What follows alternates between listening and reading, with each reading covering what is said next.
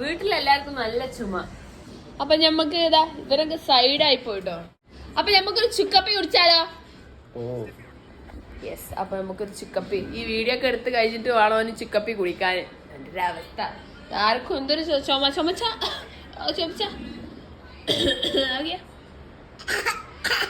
York വരെ ചുമയാണ്. അപ്പൊ നമുക്ക് ഇതിന് കുറച്ച് ഇൻഗ്രീഡിയൻസ് ആവശ്യമാണ്. അതൊക്കെ നമുക്കൊന്ന് പോയിട്ട് കളക്ട് ചെയ്ത് വരാം. അപ്പൊ ആദ്യത്തെ ഇൻഗ്രീഡിയന്റ് തന്നെ കഞ്ഞിക്കൂർക്കലിന്റെ ഇല, പനിക്കൂർക്ക, അങ്ങനെ പല പേരുണ്ട്. നമ്മളെ ഫ്ലാറ്റിലെ എല്ലാവിധ ലീവ്സും വെച്ച് പിടിപ്പിച്ചിട്ടുണ്ട് ആരോ. പിന്നെ നമ്മളെ നല്ല പേരക്കൻ്റെ ഇല കേട്ടോ. ഇതൊക്കെ ഞാൻ കളക്ട് ചെയ്തതിന് ശേഷം ഏറ്റവും മെയിൻ ഇൻഗ്രീഡിയൻ്റ് ആയ ഓർമ്മയ്ക്കും ബുദ്ധിക്കും കൃഷ്ണ തുളസി നല്ല വെട്ടി തിളക്കണ വെള്ളത്തിലേക്ക് പേരക്കൻ്റെ ഇലയും തുളസിൻ്റെ ഇല ഇട്ടിട്ട് തിളപ്പിച്ചതിന് ശേഷം അതിലേക്ക് കുറച്ച് കുരുമുളക് പൊടി ഇടുക, പിന്നെ കുറച്ച് ഉലുവ ഇടുക. അതൊക്കെ ഇതിൻ്റെ ഒരു പ്രക്രിയയാണ്. അത് കഴിഞ്ഞ് മധുരത്തിന് ആവശ്യമായ ശർക്കര ഇട്ടതിന് ശേഷം കുറച്ച് ഇഞ്ചി ഇടുക. ഇപ്പോഴുള്ളൊരു മണം ഉണ്ടല്ലോ വേറെ ലെവലിൽ. പിന്നെ കുറച്ച് കാപ്പിപ്പൊടി ഇടുക. ചുക്കപ്പിയാണല്ലോ, അപ്പോൾ കാപ്പി വേണമല്ലോ.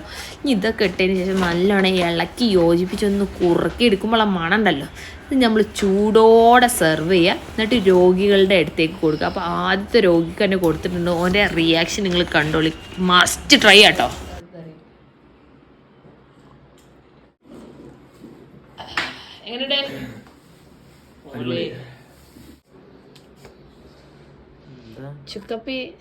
ചുക്കാപ്പിക്ക് ഒരു വീഡിയോയോ?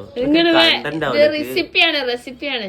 ചുമ ജലദോഷമുള്ള ആൾക്കാർ എന്ത് ചെയ്യണം? പോടെ വല്ല കേക്കോ വെൽവെറ്റ് കേക്കൊക്കെ ചുക്കാപ്പി വെച്ച് കണ്ടന്റ് ആക്കണ എന്നൊക്കെ ഉണ്ടല്ലോ. വല്ല ഷെമീസ് കിച്ചണോ കണ്ണൂർ കിച്ചണോ കണ്ടിട്ട് അപ്പൊ ഓടുന്നു.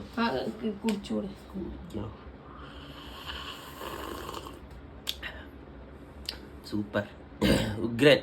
വിട്ടോ വിട്ടോ. പവറില്ലേ? അത് പവർ, സാധനം പവറാ.